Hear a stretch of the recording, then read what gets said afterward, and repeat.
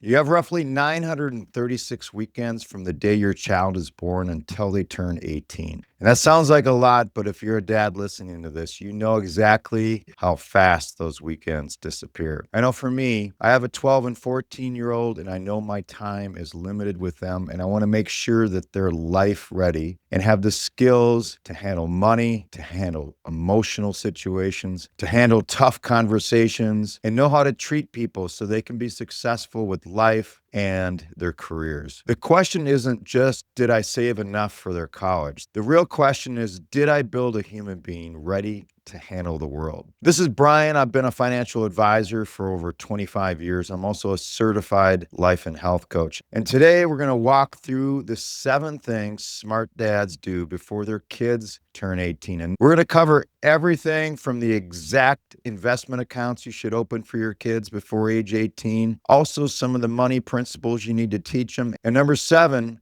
is the single most important thing I think you can do to help your kids with confidence and make sure they have the mindset to get through life and to become successful human beings. So let's start with number 1. Teach them about money and lead by example. This is where we have to kind of look in the mirror. I have a quote that comes up on my phone that I live by. The life you lead is the lesson you teach. You can lecture your kids about saving money till they're blue in the face. But if they see you stressing over credit card bills or impulse buying things you don't need or fighting with your spouse about money, that's the lesson they're learning. Smart dads normalize money conversations. Show them the utility bill. Explain why you're driving an older car so you can invest more. You have to be the fiduciary of your own household first. And remember, your kids are always watching and your life is the curriculum. Number 2, set up a custodial investment account. This is an account that's in your name as the custodian for the benefit of your child. This is not just an education fund, although it can be used for that. This could be to help them purchase their second car or put money down on their first home or take a course to excel their career. This is a UTMA or an UGMA account, Uniform Gift to Minors Act. But if you contribute to the account, if they have a job, have them contribute to the account as well. But here's the expansion on this. Don't just open it and forget it. This isn't just a savings bucket. It's a classroom.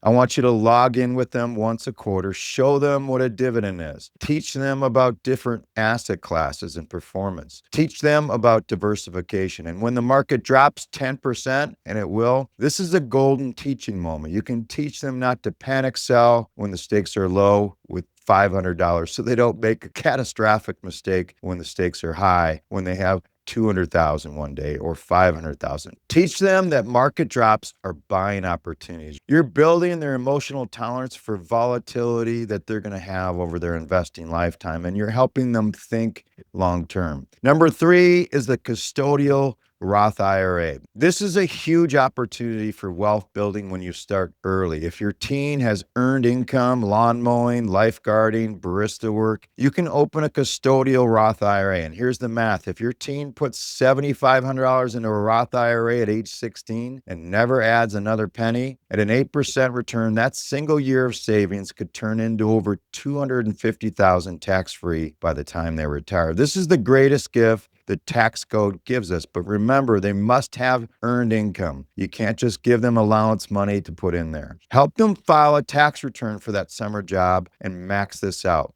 If they can put in $2,000, match that $2,000. If you have the ability to help them out completely, contribute $7,500 for them for the first year to jumpstart. But tell them in the future, you're going to be matching my contribution. Make sure they have some skin in the game. And number 4, develop a health-conscious lifestyle. As a certified life and health coach, I see too many men sacrifice their health to build wealth, only to spend that wealth trying to fix their health later. You need to set the default mode for your kids. Do you cook real food at home? Do you prioritize sleep? Do you go for walks? If you teach them that stress is managed by a run or a workout rather than a bottle of wine or junk food, you're giving them a survival tool that will last 60, 70 years. Help them find physical activity they love, not one they're forced to do. Number 5, teach them how to treat people. Soft skills are hard currency. In 25 years of business, I've learned that people do business with people they like and trust. Teach your kids some of the unspoken rules. Look people in the eye, a firm handshake, writing a thank you note after a meeting, listening more than they speak. We live in a digital world, so a young person who can hold a conversation, show genuine empathy, and treat a waiter with the same respect as a CEO will stand out immediately. That is a career superpower. And number 6, teach them how to negotiate. Everything in life is a negotiation. Teach them that the first offer is just a starting point. This applies to their first salary, buying a used car, or even negotiating screen time. Don't just shut them down when they argue with you. Coach them on how to argue effectively. Teach them to look for win-win scenarios. If they can learn to advocate for their own value before they leave your house, they will never be underpaid in the marketplace. And number 7 is write a legacy letter. Most dads think about a will or a trust. Those are legal documents that transfer your assets and are super important. But a legacy letter transfers your values. This is often the hardest thing for men to do because it requires some vulnerability. You need to sit down and write a letter that tells them exactly how much you love them, but also outlines what you want for them in life, what principles guided you, what mistakes did you make. If you don't know where to start, there's a great resource called legacyletter.com. I had the pleasure of meeting the founder of Legacy Letter, Blake Brewer, at a Rebel Dads conference last week, and he had a story I'll never forget. He was in Hawaii with his family, and he was snorkeling with his dad off the coast. The currents got strong and the water got really rough, and his dad was struggling. And in that moment, he knew he was going to have to try to save his dad in these rough waters in Hawaii. After struggling to help his dad ended up drowning. And later, when they got back to shore, he was in disbelief that this actually just happened. Later on that day, his mom gave him a letter his dad had written that he didn't know about. And that letter is what inspired Legacy Letter. It was a letter to him that talked about all the things that he loved about him, about what he wanted for his future. We can do that too. We don't have to wait until we die to create a letter like this. This letter was one of the most endearing things that he's ever received, and that's why he started Legacy Letter. They have a framework that helps you put all your thoughts on paper. Their focus is on things like, do I matter? Am I valued? Do you believe in me? Blake believes when the answers aren't clear, they don't disappear. People fill in the gaps themselves. Your kids will fill in the gaps. Assumptions don't shape identity, words do.